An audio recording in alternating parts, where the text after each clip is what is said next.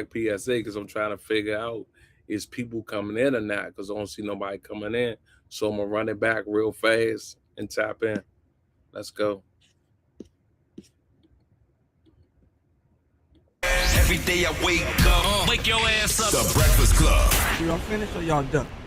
Yep, it's the world's most dangerous morning show, The Breakfast Club. Charlamagne the God, DJ Envy, and Just Hilarious on here, but Lauren LaRosa is, and we got a special guest. She goes by the name of Congresswoman Jasmine Crockett. What's going on? How are you? I'm making it. How you feeling? It's tough. It's a tough time. It's a tough time in this country for all people in Absolutely. general, but obviously as someone who isn't afraid to speak her mind, our country is truly falling apart, and it is devolving into next level chaos as well as next level violence. I hate to say it, you were one of the first people that I thought about after I saw what happened with Charlie Kirk, because I don't want that to happen to anybody. I don't think anybody should be killed because of their opinion or attacked because of their opinion. And what happens over there definitely will happen, on this side. Yeah. And that definitely makes somebody like you a target. Yeah, I mean, that there were so many people that immediately reached out from all over and was like, what is going on with your security? Like, we need to make sure that you're good. Like, are you somewhere safe? And I had to make sure that I called my mom because I knew that my mom would just want to hear my voice. It really shouldn't be that way. And we now are engaging in conversations again about the safety or lack thereof for elected officials that are in Congress. I mean, I have to pay for my own security. So I have to raise money to keep myself safe because they will not pay to take care of us, even though the other two branches of government, they pay for their protection. So, hopefully we can engage in some real conversations around what it looks like to get us some real safety. But also we need to engage in what really does cross the line, right? So we do have free speech in this country. But are you free to say just any and everything, right? There are limits to all of our constitutional protections, as well as what kind of standard are we going to hold ourselves to when you are sitting, say, in the Oval Office or, in the House? How far will you go? And so, I hate that some of my colleagues on the other side of the aisle immediately came out and they were like, oh, this is on the Democrats. We don't even know who did what. Yeah. And y'all are like, this is on the Democrats, right? Obviously the first thing that, anybody would say, and you didn't have any Democrat that went out there and said otherwise, is we're denouncing political violence. But we're just assuming, and we just want to be clear, that we're not down for political violence, but that doesn't mean that that's what it was, right? We know that people, especially me, having done criminal defense, most offenses like this were personal in the first place. Now, I'm not saying that this was a personal thing, but I'm saying the fact that this can't be personal is wild, right? The fact that they are presuming that this is somebody that came from our side of the aisle, we know that in That's the two, dangerous. That's very dangerous. It is dangerous. It is dangerous. And even still, even if it came from our side of the aisle, let's assume the worst. Okay, so let's talk about it. Let's talk about what quote unquote radicalized him, right? We've seen writings and manifestos, and we've seen where it looks like the two people that went after the president before he was the president had ties to the Republican Party. They had not voted Democratic. They were registered as Republicans. So let's talk about it. We know that there were members of Congress that left the House last session because they received threats, not from liberals. They received threats from MAGA because literally they would not vote for the MAGA candidate to become Speaker of the House. So we've got to talk about what it means when you're running for president or you're running for one of these higher offices and you go out there and you talk about beating people up. You go out there and you say things like, I could shoot somebody in the middle of the street in New York and I could still win. We got to talk about that. That is next level. Me disagreeing with you, me calling you, I want to be Hitler. All those things are not necessarily saying go out and hurt somebody. But when you're literally telling people at rallies, beat them up and that kind of stuff, you are promoting a culture of violence. So we need to talk about what it looks like when you don't promote a culture of violence. The funny part is, it's not funny, but both sides of the aisle do it. So it's they'll get on y'all for, saying that, hey, we called him wannabe Hitler, blah, blah, blah. But they call Democrats fascists.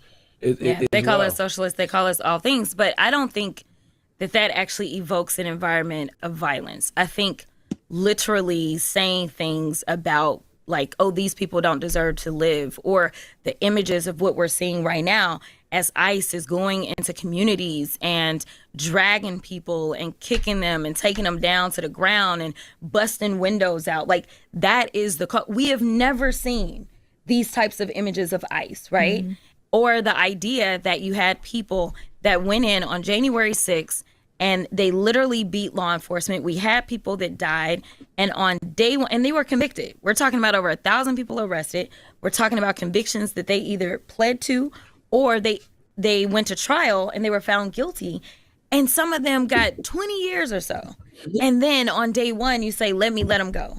And we know that since those people have been let go, that at least one got caught up for a murder plot. Another one ended up with a reckless homicide.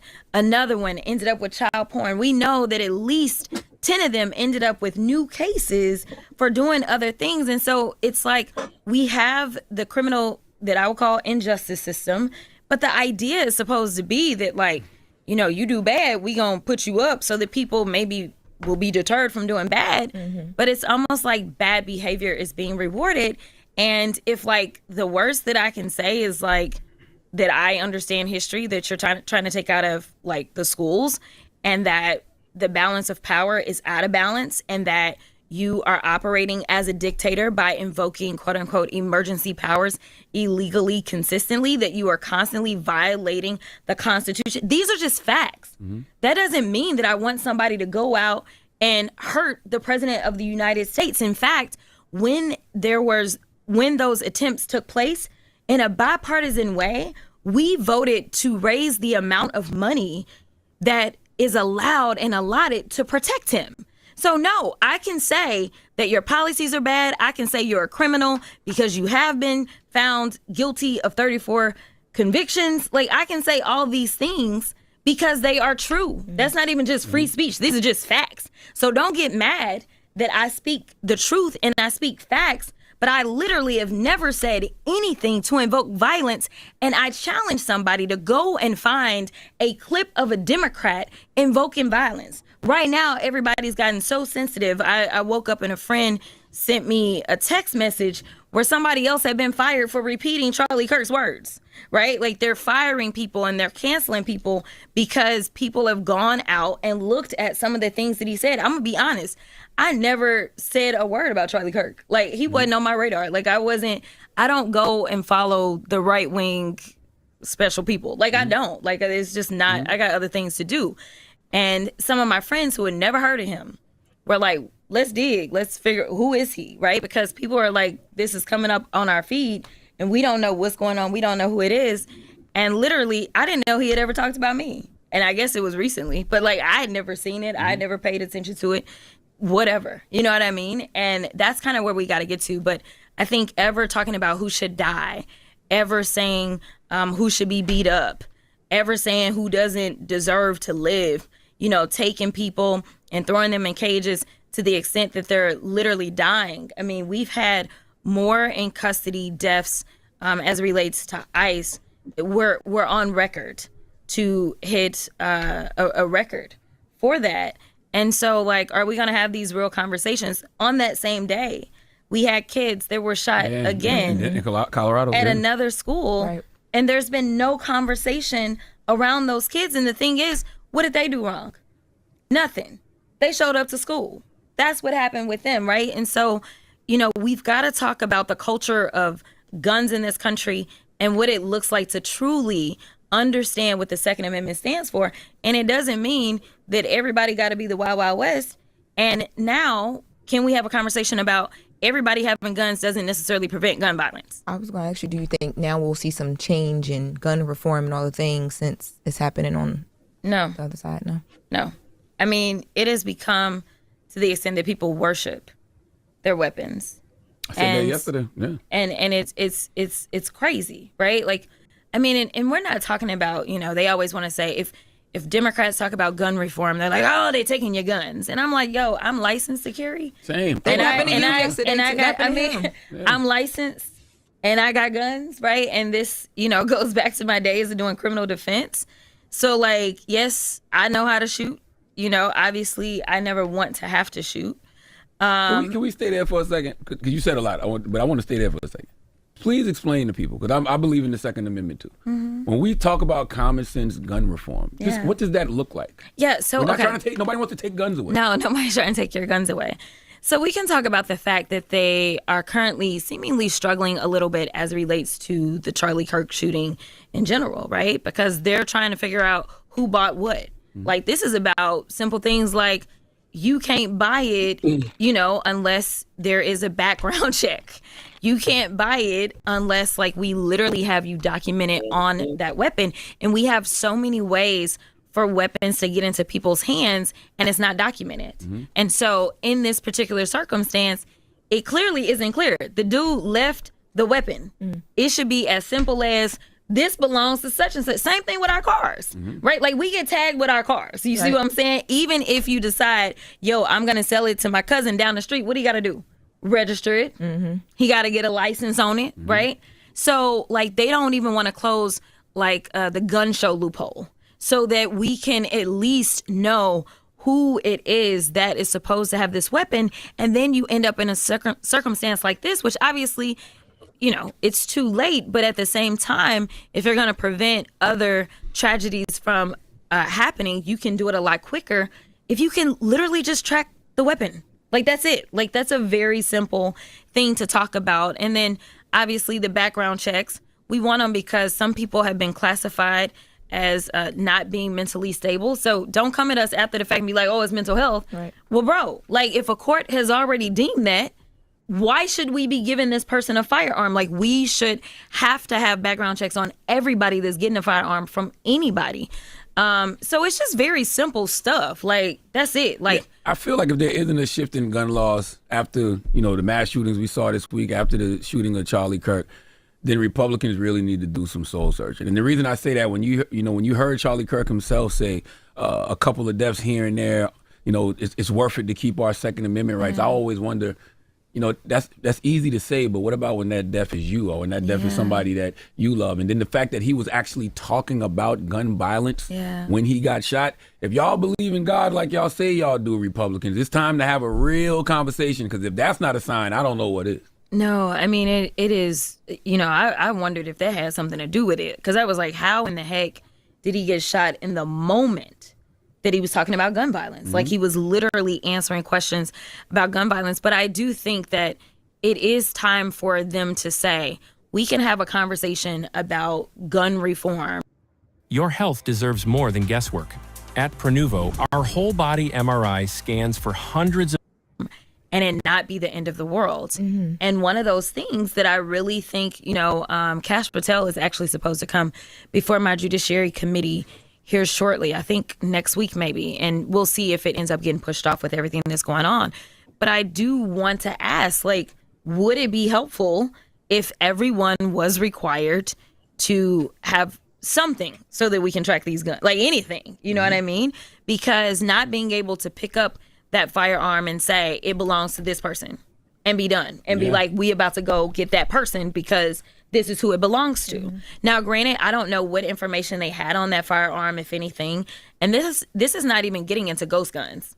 We ain't even talking about that, right? Like, let's just talk about, like, the basics and who can be held liable. And the gun lobby is just very strong. The gun lobby is like, we here for it. You know what I mean? Like, guns go wild. Like, they just want to sell. But at what point in time do we evaluate and say, how much is too much? And when are we going to make some changes? And I don't know, but hopefully we can have a real conversation. But I honestly don't think that it should take someone that you value their life more than you value, innocent children or whatever, before we can have a real conversation. The gun lobbyists are the reason that Congress has failed to deliver on Oh, absolutely. Reform, right? Absolutely. That's one of the main reasons that, they haven't, right? And I do applaud those, local law enforcement agencies that are doing, like, gun buybacks and things like that, and really trying to pull guns off the streets. That is so helpful. We have seen gun violence be reduced when you have your local law enforcement that are doing those programs. But they can't stop the gun violence by themselves. Like, they're trying to do something because state and federal government is not doing anything. And I think we really should have a real conversation. But I think we should have a real conversation after any senseless gun violence takes place. And unfortunately, we've not been able to have that conversation. So we'll see if we can engage now. But right now, I think the focus is just on how do we figure out who it is that committed this heinous offense, and where do we go? How do we prevent it, number one, from happening to somebody else? What is our responsibility, those of us that are in higher office and have these big microphones? And third of all, is there any policy fixes that could hopefully also prevent some of this from happening? Yeah, what I want to know what policy changes or even like enhanced security protocol you think is necessary for, public political events after something like that. Yeah, so it's interesting because as I was waiting to come in, someone was telling me that one of his security advisors had actually recently, maybe within the last month, said that they need to make sure that he's actually got like bulletproof, like a plexiglass of sorts. One of Charlie Kirk's All right. advisors? Yes, Wow. yes. Supposedly that happened. I haven't read up, but literally, one of my staffers as I was coming in. So I think that, number one, a lot of us talked about this weekend and the fact that it may be dangerous for us to be out. It's always dangerous for us to be out.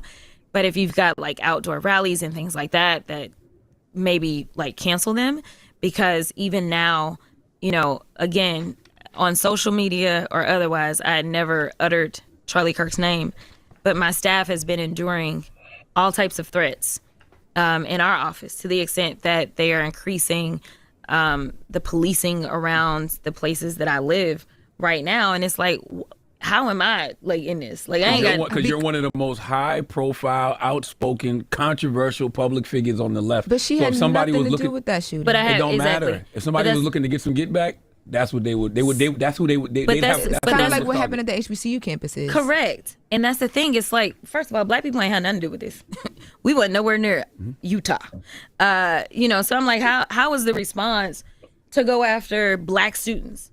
And it's interesting because I was talking to one of my best friends who graduated from Grambling. And I was like, is Grambling on lockdown? Because, like, it was just kind of, like, in the moment. And it's like we're getting these alerts about this school and that school, Hampton, and all these different schools. So I was like, what is happening? And I was like, and why are we in this, right? Like, what is it that students on a HBCU campus have to do with this, right? Like, that wasn't a place that... let me point this out. We have had school shootings that have taken place on all types of campuses. And there are those, specifically on the right, that always want to put out this idea that black folk are dangerous and criminal, and we just have more of a propensity to commit crimes and things like that. Do you know how many school shootings we've had at a HBCU? Zero. Whoa. What's that? I just built a budgeting app in Base 44. Guys, Nina just... One of the safest campus that you can be, a safe haven. And it is interesting because those campuses were created out of kind of the segregation idea. But we don't do that. It's not, in the idea that, as soon as it happened and the next thing you know, the trans community is under attack again, right? Because they said that the Minnesota shooting was a trans woman, I believe. And so because it was a trans person, they're like, oh, this is what happens. But I was like, so we're not going to talk about white supremacy? Like, we're not going to talk about the fact that the vast majority of these shootings, whether they are seen as political or not, if we look at the numbers, white supremacy ideology. But we don't want to do anything about that. There's no legislation that they want to bring. Every time you say white supremacy, they want to yell, oh, you're race baiting. No, I am going on facts. Like, these crimes, when we look at these mass shootings, most of them are linked to neo-Nazism or, Proud Boys or whatever. It's always some white supremacy kind of thing that's going on. It's not black folk that are going out there. It's not immigrants that are going out there. But what cities are we going into? Black cities, because we are supposedly the ones that commit all the crime.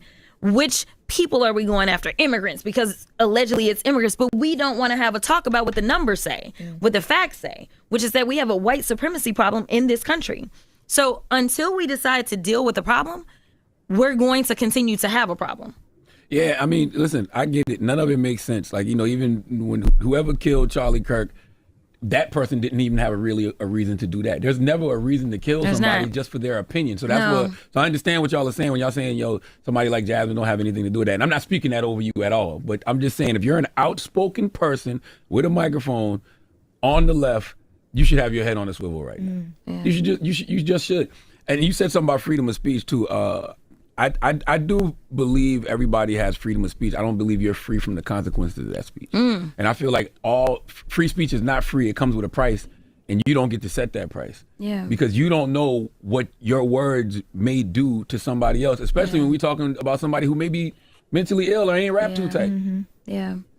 No, that's a really good point. But like, legitimately, like when we look at case law, there are people that go out and say, oh, Second Amendment, so I have no limits. I can just do whatever I want to do with guns. And that's pretty much been the attitude of the right. That is not true. Same thing with the First Amendment. Like, yes, you have free speech, but even when you think about people that decide that they're going to protest, if you're going to decide that you're going to protest, say, in New York City, then you can't just be like, well, I'm about to be out in these streets, and that's that. Like, usually there are parameters. You can't yell bomb on an airplane. Yeah, exactly. Yeah. Same thing, like the movie theater example that they always give. So, like, there are limitations for every single constitutional right that we have, and it's more so a balancing test, right? Like, it's like how much harm versus what you want to do as an individual, right? And granted, like, we have our greatest protections, or we're supposed to have our greatest protections when it comes to the Constitution. But right now, what we're seeing is a country that is saying free speech for me, but not free speech for thee, right? If you say something I don't like, that's not covered under free speech. And that's not really what free speech is about. That is one of the things that make us this unique democracy, is that you can engage in saying some of the wildest stuff ever, but like, doesn't mean that you should go out and ever say that, like, oh yeah, that person should die, or this person. No, like, that's crossing lines. And granted, I know that you're most likely not gonna, but if you start to incite, that's where we get a lot of our incitement laws from. Because if you start to incite violence with your words, then you don't get the free speech protections. Yeah, I think we all incite, whether we think we do or not. And what I mean by that is, I've definitely, called that regime fascist, right? Yeah. If you hear somebody call him Hitler, or when he calls us racist scumbags. Yeah. If there's some white supremacist lunatic who thinks you or me are a racist scumbag, let me take that racist scumbag out. If there's somebody that thinks, oh, Hitler, and then they look at a lot of the actions that are going on, they're like, well, let's prevent this before 4 million people get killed. Like, so I can understand how all of it incites violence. Yeah, no, I could see it, but as far as whether or not, what we are supposed to look at is, if you're just looking at the words by themselves and you're taking the ordinary person standard, is what we typically would say in the law. The ordinary person would not say that incites violence. But when you do say things like, these people deserve to die, that is different, right? That is different from literally just teaching somebody history, right? And it's one of the things that we've seen with their snowflake theology, right? Around history, right? It's like, oh, no. We don't want people to know that slavery was bad. Well, just imagine how my ancestors felt going through it, right? I mean, just like, what are we talking about, right? But you should know. You should know why you shouldn't make jokes. And granted, you've got free speech or whatever, but you shouldn't be making jokes about enslaving people. Because, like, literally, like, there's a real history that is connected to that. But, like, this idea of, like, oh, well, somebody gonna go out and kill somebody for, like, that is not your ordinary person's standard. Like, it needs to be where, if we're looking at a blank slate, just a normal person, it should be the very clear things. Like, I mean, what we saw happen on January 6th, and it was propagated by the now re-elected president of the United States. He incited a violent mob, period. And he was indicted for doing so. Unfortunately, he never got his day in court for all of us, because I think. Who fault that is? Well, I didn't. We not pointing fingers. I just said. President Biden and Merrick Garland. I want to ask you about that too, right? What did you think about Kamala Harris? former VP Kamala Harris, her excerpt from her book where she finally speaks her truth in regards to the Biden administration and how they wouldn't come to her defense, how they helped to spread negative narratives about her. What did you think of that? Couldn't drop her resume.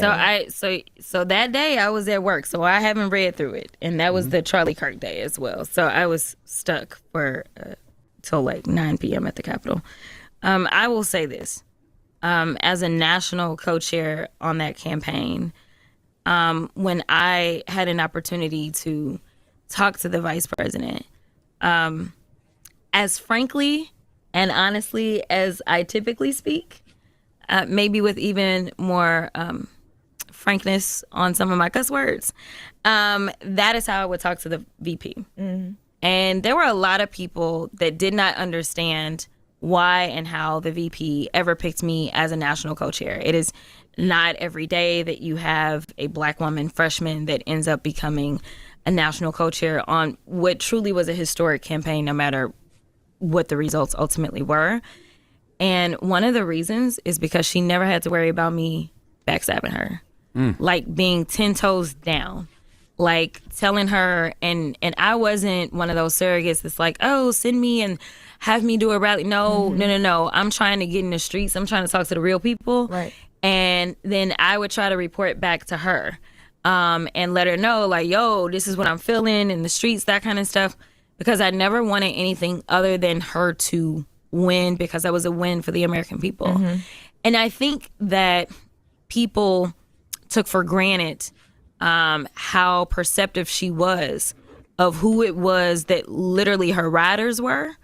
It is one of the reasons that we saw Secretary Fudge being elevated as one of her national co-chairs. Another person that when the history books are written, there will be so many Black women electeds that will talk about kind of all that Secretary Fudge has been to so many of us behind the scenes. So I will say that I am not surprised, because, you know, there were a lot of things that were going on. Number one, we had those that were trying to push Biden out, but they weren't just trying to push Biden out, they were trying to push her out. Mm-hmm. They didn't want her to become the nominee. They had their pick in mind, and it wasn't either one of them. And, you know, I remember tweeting when it was actually decent to do. I remember tweeting out and saying that I would only go and bust my ass for one candidate, and that would be the vice president. If they came up with anybody else, God bless them, good luck. But I'm not about to run myself ragged when y'all decided to kind of do this. So there's so many layers to what it is to be in elected office, and it is always tough to build a team of trust. It is what matters most. You can teach somebody the skills, but you can't teach anybody to literally have your back. And politics is such an ugly game that it is so important. And so the bigger your team gets, the more difficult it is. Now, do I believe that the president himself did anything against the vice president? I don't. Everything that I know about Joe Biden, as well as the VP, she never backstabbed him to be like, oh, this is my chance, let me try to get it. Nothing like that. And you can't have a vice president that's always gunning for your job. You have to have a vice president that is like riding out and gonna do the things. And so I think between the two of them, while I've not read her book at this point in time, I feel absolutely confident that she never backstabbed him and he never backstabbed her. But when it comes to staff, life gets real tricky. She said in the episode that the Atlantic dropped that she found out that the staff was like adding to like the moment. So like, for instance, she would like work on something super important for the country, but instead they would lean into, remember when she they said that she like tried to fake the French accent, and that was like a whole thing. She said that she felt like they would amplify moments like that so people didn't understand how she was really in the rooms, really fighting for different things. And basically it would like turn people away from her resume, or you just wouldn't know how important she was to her position. Yeah, I will say that, so there's a group of Black women in Congress. We're a little younger. We have a Signal chat. And we have that safe space, not only our chat, but we get together, we do dinners, that kind of stuff. Because it is, you know, people see us and they see us being challenged from the outside. They see the